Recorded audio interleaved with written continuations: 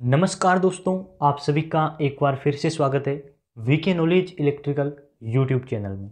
मैंने general awareness की classes आपको डीआरडीओ के लिए प्रोवाइड करवाई थी और अब आपके यूपीपीसीएल टीजी2 का एग्ज़ाम होना है, तो उसके लिए आज से जनरल अवेयरनेस की क्लासेज शुरू करने जा रहे हैं। यदि आपको क्लासेज और एक्सप्लेन करने का तरीका पसंद आई तो लाइक ज़रूर करें, प्यारा सा कमेंट करके हमें सपोर्ट करें और आगे भी आपको क्लासेज चाहिए तो एक पॉजिटिव कमेंट ज़रूर कर दीजिए।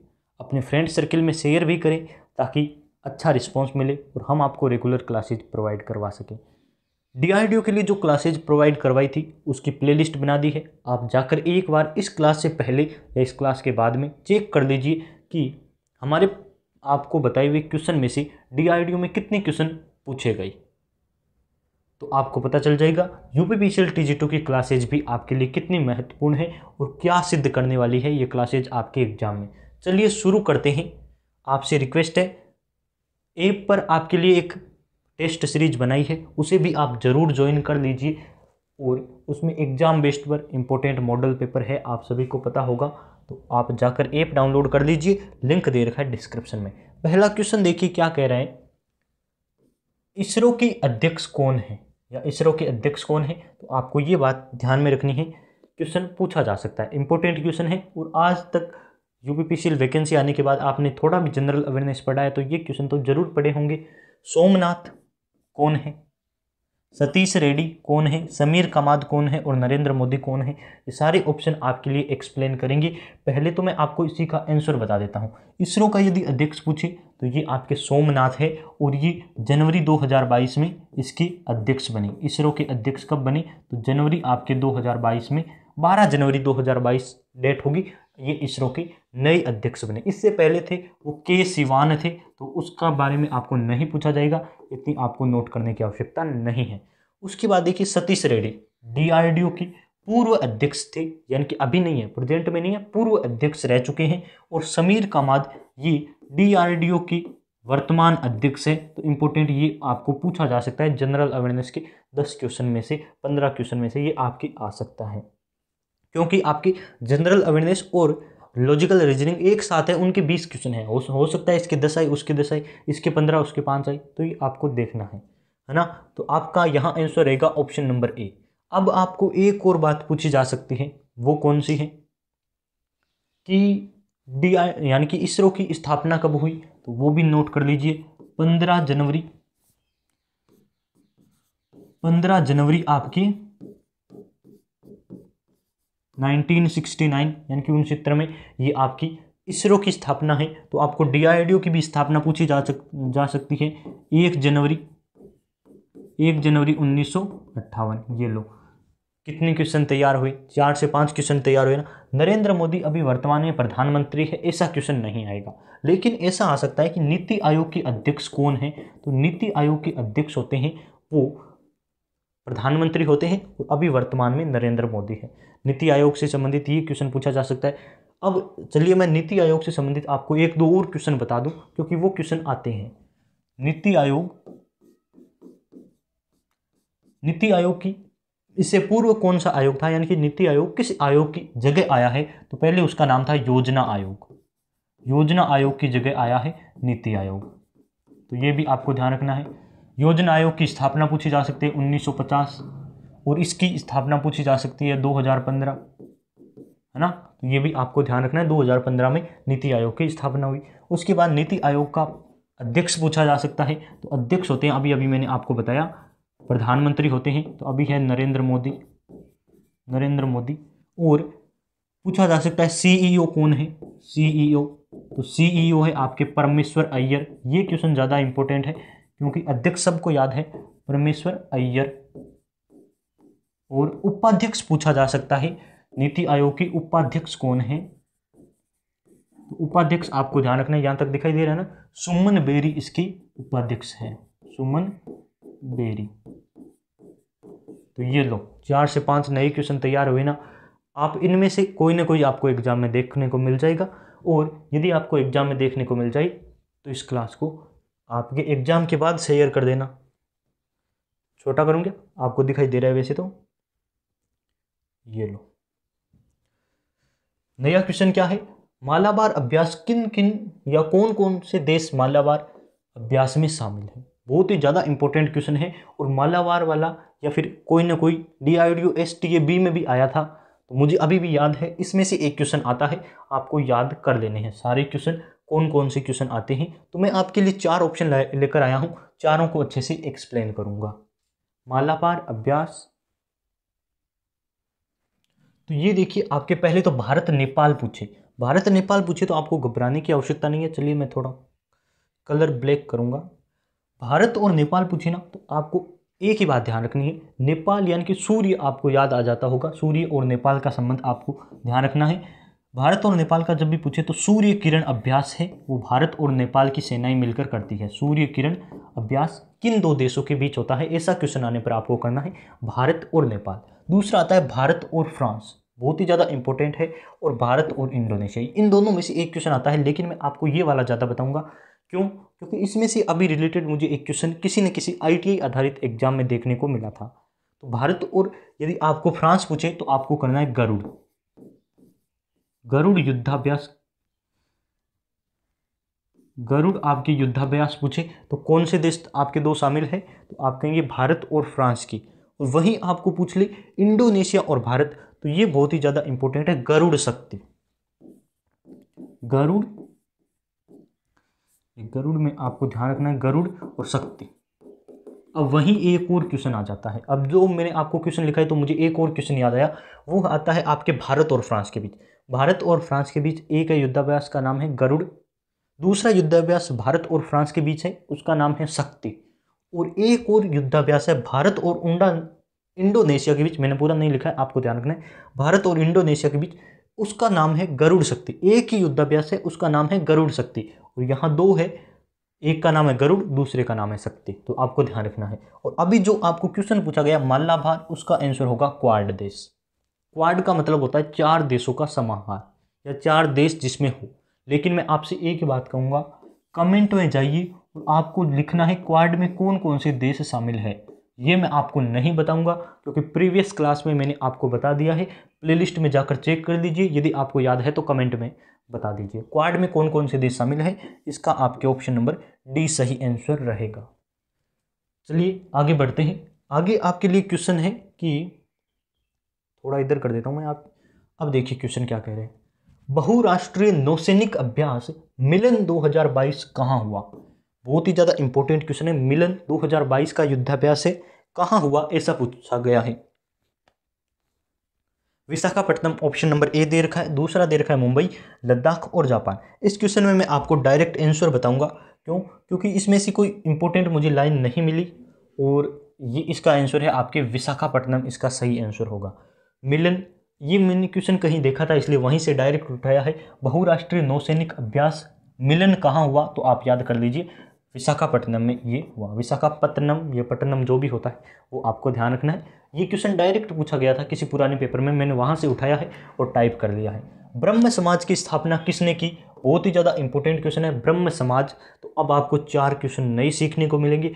ज्योतिबा फुले कौन सा है आपके समाज, बताइए। राजा राम मोहन राय, सती प्रथा। अब मैं राजा राम मोहन राय के बारे में आपको ज़्यादा बताऊंगा, क्यों? क्योंकि इससे रिलेटेड क्वेश्चन हर एग्जाम में देखने को मिलते हैं। राजा राम मोहन राय ने 1828 में सती प्रथा की अंत के लिए अभ्यास किए और इन्होंने ब्रह्म समाज की स्थापना की। ब्रह्म समाज की स्थापना किसने की, तो राजा राम मोहन राय ने। इनका नाम है मोहन राय, इस प्रकार से उनका नाम है। राम मोहन राय ऐसा नाम होगा, लेकिन इनको राजा की उपाधि है ना, ये जो आगे लगा होता है ना वो राजा हो, आगे वाली उसे कहते हैं उपाधि, यानी कि किसी के द्वारा प्रेम से दिया गया नाम होता है। तो इन्हें राजा की उपाधि दी थी वो अकबर ने दी थी, तो ये भी आप ध्यान रख लीजिए, अकबर ने इन्हें राजा की उपाधि दी थी, ये भी आपको इतना नोट करना है। और इसका आंसर ये होगा प्रार्थना सभा की स्थापना किसने की, या प्रार्थना सभा किसकी है, तो ये आपका ध्यान रखना है आत्माराम पांडुरंग। आत्माराम पांडुरंग, ये थोड़ा ध्यान से नहीं लिखा है, आप देख लीजिए। आत्माराम पांडुरंग इसका आंसर है कि प्रार्थना सभा की स्थापना। और इस क्वेश्चन का आंसर है ऑप्शन नंबर B। मैं पेन कलर चेंज करके लिखूंगा, राजा राम मोहन राय, ब्रह्म समाज, तो ब्रह्म समाज इसमें पूछा है। अब ज्योतिबा फुले की पुस्तक पूछी जाती है तो गुलामगिरी याद कर लीजिए। गुलामगिरी किसकी पुस्तक है, ऐसा क्वेश्चन आने पर आपको करना है ज्योतिबा फुले, गुलामगिरी। और तो 3 ऑप्शन थे, तीनों एक्सप्लेन कर दिए, कोई नहीं में कोई ऑप्शन नहीं है। तो इनको आप एक बार कहीं नोट कर लीजिए, नोट नहीं करते तो एक बार माइंड में से निकालते रहिए, एग्जाम में एक न एक पॉइंट आपको देखने को जरूर मिल जाएगा, ये मेरी गारंटी है। आप वीडियो को एग्जाम के बाद भी देखिए, आपको बहुत सारा अभ्यास होगा और आपको लगेगा हाँ सच में क्वेश्चन आए हैं। तो आप एग्जाम के बाद भी वीडियो देख सकते हैं, छूट है आपको। केसरी और मराठा किसकी पत्रिका है, बहुत ही ज़्यादा इंपॉर्टेंट क्वेश्चन है। केसरी और मराठा पत्रिकाएं अब अभी लगातार पूछी जाती है, तो मैंने वहां से क्वेश्चन उठा लिया है। केसरी और मराठा के लिए आपको पूछे तो मैंने आपको 4 ऐसे ऑप्शन दिए हैं जो एग्जाम में किसी न किसी क्वेश्चन के रूप में पूछे जाते हैं, तो आपको ये चारों पांचों याद कर लेने हैं। जयदेव का पूछे तो इसकी STA-B में भी पूछा गया था, आपके भी आ सकता है। गीत गोविंदम, गीत गोविंद के लेखक कौन सा है, या गीत गोविंद किसकी कृति है, तो आपको ध्यान रखना है जयदेव इसका आंसर होगा। अरुंधति रॉय बहुत ही ज़्यादा इंपॉर्टेंट है, ये क्वेश्चन बड़े बड़े एग्जाम में पूछा जा चुका है, क्योंकि अभी करंट का भी क्वेश्चन है और जनरल अवेयरनेस का एकदम बड़े लेवल का, टॉप लेवल का क्वेश्चन ये बन गया है। अरुंधति रॉय से रिलेटेड मैं आपको 2 बातें बताऊंगा। एक तो इनकी है पुस्तक है आज़ादी, आज़ादी की लेखक कौन है, अरुंधति रॉय। दूसरी है आपके इनकी गॉड ऑफ स्मॉल थिंग, तो मैं यहाँ से लिखना चाहूँगा, बड़ा नाम है God of small things, small things आपको ध्यान रखना है, ये अरुंधति रॉय की बुक है, आपको इतना ध्यान रखना है। कालिदास से पूछे, कालिदास के तो जितने आप याद रखें वो ही कम है, तो 4-5 मैं आपको बता देता हूं। मेघदूत, मेघदूत पूछा जाता है, मेघदूत, रघुवंशम, रघुवंशम, अभिज्ञान शाकुंतलम, तो ये आपको ध्यान रखने हैं, ये कालिदास के हैं। और कल्हण, यानी कि कल्हण की है आपकी राज तरंगिणी, राज तरंगिणी है, तो आप ये ध्यान रख लीजिए कैसे लिखा जाता है। राज तरंगिणी के कल्हण इसके लेखक है। तो आपको यहाँ आपको पूछा है केसरी और मराठा किसकी है, तो ऑप्शन ही शायद नहीं दिया ना, केसरी और मराठा आपको ऑप्शन नहीं दिया है, तो मैं आपको इसका आंसर बता देता हूँ ना, ये है बाल गंगाधर तिलक की। अब आंसर ऑप्शन नहीं दिया है तो आपको क्या मिला, आपको प्रॉफिट ही हुआ है, 4 क्वेश्चन देखने को मिले और एक आंसर वाला अलग से, नहीं तो आपको 3 अलग से मिलते हैं और एक आंसर वाला, यहाँ आपका फायदा हुआ है। लेकिन मैं इसे छोटा करके इसका आंसर दिखा देता हूँ, क्या है, बाल गंगाधर तिलक, यहाँ दिखाई दे रहा है ना, ओके, बाल गंगाधर तिलक इसके लेखक है, बाल गंगाधर तिलक। और बाल गंगाधर तिलक की एक और पुस्तक है गीता रहस्य, वो भी पूछी जाती है, गीता रहस्य। अब मैंने इतने सारे आपको पॉइंट बता दिए हैं, लिखने की जगह कम है लेकिन पॉइंट खत्म नहीं हो रहे, तो आप एक बार इनको जरूर पढ़ लीजिए, एग्जाम में आपको देखने को मिल जाएंगे। अब मैं यहाँ इसे थोड़ा छोटा करूँगा, क्वेश्चन ये लो, पूरा क्लियर दिखाई दे रहा है ना एकदम।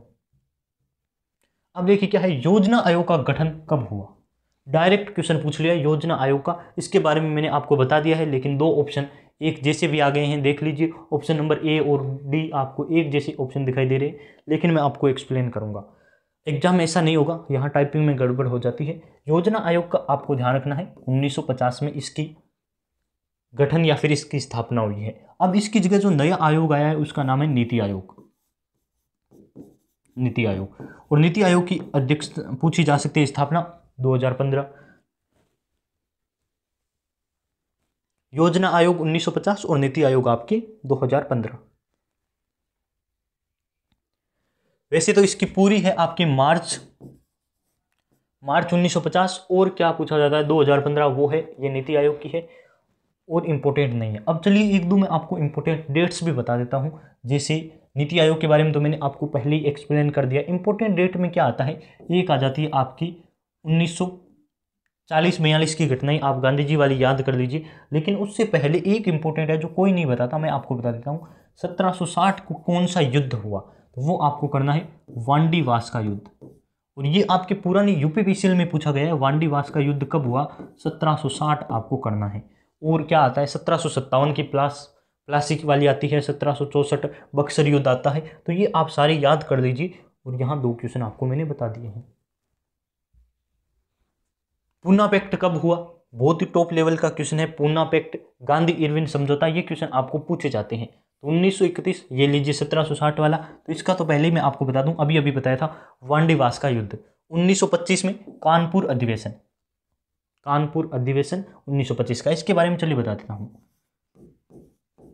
कांग्रेस का, ये ज्यादा इंपॉर्टेंट है, कांग्रेस का कानपुर अधिवेशन 1925 में हुआ, कानपुर में हुआ। इसकी अध्यक्षता किसने की, इसकी अध्यक्ष थी सरोजिनी नायडू, सरोजिनी नायडू। अब एक क्वेश्चन और आता है कि कांग्रेस की प्रथम भारतीय महिला अध्यक्ष कौन थी। यहाँ मैं आपको भारतीय पर इसे बोल्ड कर रहा हूँ या गहरे अक्षर में लिखना चाह रहा हूँ कि कांग्रेस की प्रथम भारतीय महिला अध्यक्ष कौन थी, आंसर होगा सरोजिनी नायडू। लेकिन एक और क्वेश्चन आता है कि कांग्रेस की प्रथम महिला अध्यक्ष कौन थी, यहाँ भारतीय शब्द नहीं लिखा हुआ है, महिला अध्यक्ष कौन थी, तो वहाँ आपको करना है एनी बिसेंट, है ना। तो एनी बिसेंट वो आयरलैंड की थी और आयरलैंड से हमने नीति निर्देशक तत्व तो हमारे संविधान में लिए। ये 4-5 बातें होती है जो आपको एक साथ पढ़ने चाहिए ताकि याद हो जाए। जैसे मैंने पढ़ा है, कांग्रेस की प्रथम भारतीय महिला अध्यक्ष पूछी सरोजिनी नायडू, प्रथम महिला अध्यक्ष पूछी एनी बिसेंट। एनी बिसेंट किस देश की थी, आयरलैंड की थी। और एक अब क्वेश्चन पूछा जाता है कि भारतीय संविधान में नीति निर्देशक किस देश से लिए गए हैं, तो वो आयरलैंड से लिए गए हैं। तो 4-5 बातें याद हो गई। अब 1932 और 1931 से एक क्वेश्चन जरूर पूछा जाएगा, गांधी इरविन समझौता कब हुआ, पूना पैक्ट कब हुआ। तो 5 मार्च 1931 सबको याद है ना, कौन सी डेट है, 5 मार्च 1931। क्या हुआ था इस टाइम, ये 7 नहीं है 1 है। 1931 को क्या हुआ था, आप कहेंगे गांधी इरविन समझौता। गांधी इरविन समझौता कब हुआ था, ये क्वेश्चन आई 5 मार्च 1931। केवल 1931 याद मत कीजिए, पूरी डेट याद होनी चाहिए, 5 मार्च 1931। और 1932 में क्या हुआ था, तो आप कहेंगे पूना पैक्ट।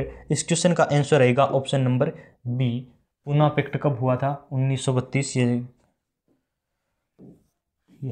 1932 में हुआ था पूना पैक्ट। तो 4-5 आपको क्वेश्चन बता दिए। वांडीवास युद्ध 1760, ये भी आप नोट कर लीजिए। अब चलिए आगे बढ़ते हैं। नया क्वेश्चन आपके सामने है कि किस अनुच्छेद को संवैधानिक उपचारों का अधिकार कहा गया है। बहुत ही इंपॉर्टेंट क्वेश्चन है, मैं पेन चेंज करके इसे हाईलाइट करना चाहूंगा। अब कलर भी तो बेस्ट नहीं दिख रहा कोई, ये आपको मैं बताना चाहूंगा, संवैधानिक उपचारों का अधिकार किसे कहा गया है। बहुत बार क्वेश्चन पूछा गया है, तो इसका ऑप्शन होता है आंसर भी अनुच्छेद 32। किसने कहा है, तो ये आपको ध्यान रखना है, भीमराव अंबेडकर ने, BR अंबेडकर ने। अब मैं पूरी लाइन बोलता हूं, अनुच्छेद 32 को संवैधानिक उपचारों का अधिकार भीमराव अंबेडकर ने कहा है। क्यों कहा है, क्योंकि यदि किसी व्यक्ति के मौलिक अधिकारों का उल्लंघन होता है तो वो डायरेक्ट यानी कि सीधे सुप्रीम कोर्ट में जा सकता है, वो अनुच्छेद 32 के तहत सुप्रीम कोर्ट में जा सकता है। तो इसलिए उन्होंने इस अनुच्छेद को संवैधानिक उपचारों का अधिकार कहा है। और भी कुछ कहा है, वो है संविधान की आत्मा। अनुच्छेद 32 को संविधान की आत्मा भी कहा गया है, संविधान की आत्मा। किस अनुच्छेद को, अनुच्छेद 32 को। तो 3-4 बातें ध्यान रखनी है। अनुच्छेद 72 बहुत ही ज्यादा इंपॉर्टेंट है। अनुच्छेद 72 72 राष्ट्रपति के क्षमादान की शक्ति है, यानी कि राष्ट्रपति किसी भी अपराध को क्षमा कर सकता है, यहां तक कि मृत्युदंड को भी माफ करने की शक्ति होती है राष्ट्रपति के पास। तो राष्ट्रपति की क्षमादान की शक्ति है। ये लीजिए, मैं क्षमादान लिख देता हूं। अपराधी को क्षमा कौन कर सकता है, तो राष्ट्रपति। किस अनुच्छेद के तहत, 72 के तहत। अनुच्छेद 17 अस्पृश्यता यानी कि छुआछूत का अंत किसमें कहा गया है। अनुच्छेद 17 कहता है छुआछूत का अंत, यानी कि अस्पृश्यता जो अंत है उसका अंत किसमें है, ये आपको ध्यान रखना। अनुच्छेद 17 और अनुच्छेद 52 भारत का एक राष्ट्रपति होगा, ऐसा किस अनुच्छेद में कहा गया है। संविधान के अनुच्छेद 52 में ये कहा गया है कि भारत का एक राष्ट्रपति होगा। तो ये आपको चारों पांच बातें ध्यान रखनी है। ऑप्शन नंबर ए इसका सही आंसर है। तो ये आपका हो गया। सॉरी पेन गिर गया ना। आगे बढ़ते हैं, 2 क्वेश्चन आगे हो गए। चलिए ये लो, यहाँ तक हो गया ना। पुन्ना पैक्ट और वो आपको करवा दिया है। थोड़ी सी हलचल हो गई थी, आप भी समझते हैं। चलिए आगे बढ़ते हैं। कहाँ तक हो गया, थोड़ा मैं इसे अंडू करूँगा। ये लो, पूरा यहाँ तक आपके हो गया था। ये नया क्वेश्चन है। अब देख लीजिए क्या कह रहा है। किस अनुच्छेद को संवैधानिक अभी अभी हुआ है क्लियर होने की वजह से। एक और आगे, बस यहाँ अब पूरी सिचुएशन थोड़ी थोड़ी प्रॉब्लम आती है, आप समझते हैं। कोई बड़ा रिफ्रेश हो रहा है क्या,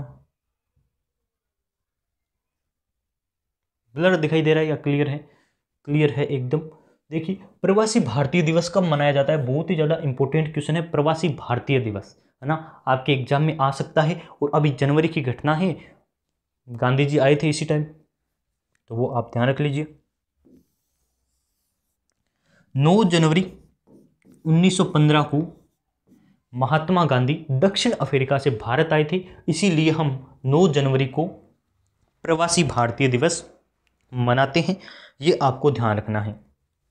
अब ऑप्शन तो बहुत अच्छे दे रखे हैं, तो एक्सप्लेन करना तो बनता है। ये ध्यान रख लीजिए। एक और मैं आपको क्वेश्चन बताना चाहूँगा, वो है आपके 30 जनवरी, यानी कि आज मैं वीडियो रिकॉर्ड कर रहा हूँ, शाम तक प्रोवाइड होगा। लेकिन 30 जनवरी यानी कि कल की डेट में, आज 31 जनवरी है, तो 30 जनवरी को आपके क्या होगा, महात्मा गांधी की हत्या की गई थी नाथूराम गोडसे द्वारा। तो 30 जनवरी को कौन सा दिवस मनाया जाता है? शहीद दिवस। ये भी आप ध्यान रख लीजिए। शहीद दिवस कब मनाया जाता है? वो भी 30 जनवरी यानी कि कल की डेट में मनाया गया था। नाथूराम गोडसे ने महात्मा गांधी की हत्या कर दी थी। ये आपको ध्यान रखना है। इस क्वेश्चन का आंसर ऑप्शन नंबर बी है। सबको समझ गया होगा, या फिर आंसर फिर से अलग से बताना पड़ता है कि भाई इसका आंसर ये है। आंसर समझ लिया करो। ये क्या हो रहा है? अब देखिए, 23 जनवरी को कौन सा दिवस होता है? ये भी आपके एग्जाम में पूछा जा सकता है, अलग से नोट करवा देता हूँ। ये होता है आपके पराक्रम दिवस। पराक्रम दिवस, सुभाष चंद्र बोस का जन्म दिवस 23 जनवरी। आपको ध्यान रखना है। 28 फरवरी आपको पता है राष्ट्रीय विज्ञान दिवस। विज्ञान दिवस ITI लेवल में ऐसे क्वेश्चन आते हैं जनरल अवेयरनेस की। विज्ञान दिवस आपकी 28 फरवरी को होता है। क्यों होता है? CV रमन ने रमन प्रभाव की खोज की थी, उन्हें नोबेल दिया गया था, तो आपको ध्यान रखना है। और 22 अप्रैल, बताइए, पृथ्वी दिवस, जल दिवस और जैव विविधता दिवस में हर बार कंफ्यूजन होता है। आंकड़ा तो 22 का है, लेकिन कंफ्यूज कर देते हैं, तो यहाँ मैं आपकी कंफ्यूजन क्लियर करने वाला हूँ। पहला आता है आपकी, मेरा तो यही तरीका है ना, ये बताऊंगा मैं आपको। 22 अप्रैल पहला तो ये होता है। फिर आता है आपकी 22 मार्च आता है ना, 22 मार्च, और 22 आपकी जुलाई आता है। तो वो भी आप ध्यान कर लीजिए, मैंने पहले से एक्सप्लेन किया, मैं 2 करूँगा। ऐसे होता है आपकी अप्रैल, है ना, अप्रैल ऐसे होता है। और अर्थ, इंग्लिश में पृथ्वी को क्या कहते हैं? तो आप कहेंगे अर्थ। तो आप ये भी ध्यान रखें, अर्थ डे कब होता है, यानी कि पृथ्वी दिवस कब होता है? तो अप्रैल में होगा, है ना। ये है तरीका याद करने का। और मार्च में कौन सा होता है? जल दिवस होता है। और 22 मई आपको पता ही है कौन सा दिवस होता है। बताने की बार बार आवश्यकता होती नहीं है, ऐसे क्वेश्चन मैंने पहले से करवा रखे हैं। तो ये आप 2 ध्यान रखिए। यहाँ मैंने ट्रिक बताई है, इसलिए आपको गहरा या जोर देकर एक्सप्लेन किया है।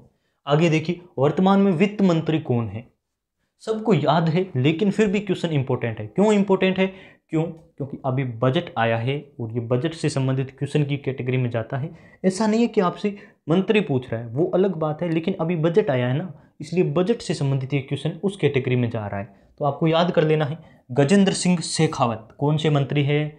जल शक्ति मंत्री, है ना, जल शक्ति मंत्री, ये आपके गजेंद्र सिंह शेखावत। अनुराग ठाकुर कौन से मंत्री है? बताइए। उसके बाद धर्मेंद्र प्रधान, निर्मला सीतारमन। तो मैं सीधा आंसर ही बताऊंगा, निर्मला सीतारमन आपकी वित्त मंत्री है, और धर्मेंद्र प्रधान आपकी शिक्षा मंत्री है। तो ये आपको याद है, इजी लेवल के ऑप्शन है, आप कर सकते हैं। तो क्वेश्चन शायद खत्म हो गई, या फिर एक और क्वेश्चन है ना, ये रहा एक और क्वेश्चन है कि जादू टोनों का वेद किसे कहा जाता है? बहुत ही ज़्यादा इंपॉर्टेंट क्वेश्चन है।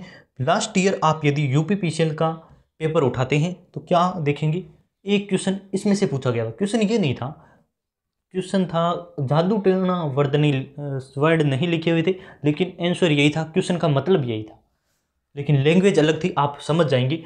यहाँ मैं आपको एक्सप्लेन करूंगा जादू टोनों का वेद किसे कहा जाता है। तो एक क्वेश्चन आता है कि कितने वेद होते हैं। तो ऋग्वेद, सामवेद, यजुर्वेद, अर्थवेद, 4 वेद होते हैं। वेद त्रि में कौन सा वेद शामिल नहीं है? तो वेद त्रि आता है, यानी कि 3 वेदों का समूह, वेद त्रय। इसमें कौन कौन से वेद शामिल है? तो इसमें ऋग्वेद शामिल है, सामवेद शामिल है, यजुर्वेद, ये तीनों इसमें शामिल है। यानी कि 3 वेद, त्रय का मतलब होता है 3 का समूह, 3 के समूह में ये 3 तो शामिल है, लेकिन अथर्ववेद इसमें शामिल नहीं है। क्यों नहीं शामिल है? क्योंकि यह जादू टोनों का वेद है। इसमें काली, ये जादू टोनों संबंधित जो बातें हैं वो इसमें लिखी हुई है, इसलिए ये वेद त्रय में शामिल नहीं है। और इस क्वेश्चन का आंसर होगा ऑप्शन नंबर बी। अब आता है ऋग्वेद का पोस्टमार्टम करना भी जरूरी है, इसके बारे में भी क्वेश्चन आते हैं। इसमें 10 मंडल है, पूछा जा सकता है ऋग्वेद में कितने मंडल हैं, तो आपको करना है 10 मंडल है। 10 मंडल में से एक क्वेश्चन पूछा जाता है कि गायत्री मंत्र का किस उल्लेख में, एक बार पूछा जाता है कि गायत्री मंत्र का किस में उल्लेख किया गया है। तो आपके तीसरे मंडल में गायत्री मंत्र का उल्लेख है। ऋग्वेद के तीसरे मंडल में गायत्री मंत्र है ना, उसका उल्लेख किया गया है। 10वें मंडल में क्या है? तो 10वें मंडल में 4 वर्णों का उल्लेख किया गया है। तो ये इतने सारे इंपॉर्टेंट क्वेश्चन पूछे जाते हैं। यदि आपको क्लास पसंद आई है तो लाइक ज़रूर करें। यदि एक्सप्लेन करने का तरीका पसंद आया है तो शेयर भी कर दीजिए। और यदि और क्लासेस चाहिए तो कमेंट करके बताइए कि आपको कैसी क्लास लगी। पॉजिटिव के कमेंट की संख्या ही डिपेंड करेगी कि नेक्स्ट क्लास होनी चाहिए या फिर नहीं। बहुत बहुत धन्यवाद आप सभी का लाइक, शेयर एंड सब्सक्राइब करने के लिए।